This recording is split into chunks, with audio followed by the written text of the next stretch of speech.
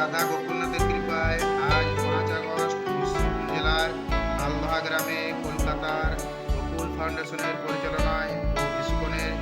India travel care ট্রাস্টের সহযোগিতায় ছোট ছোট শিশুদের যথাযথ শিক্ষার উদ্দেশ্যে খাতা, পেন্সিল ও ইরাসের প্রত্যেকটি শিশুর হাতে তুলে দেওয়া হচ্ছে।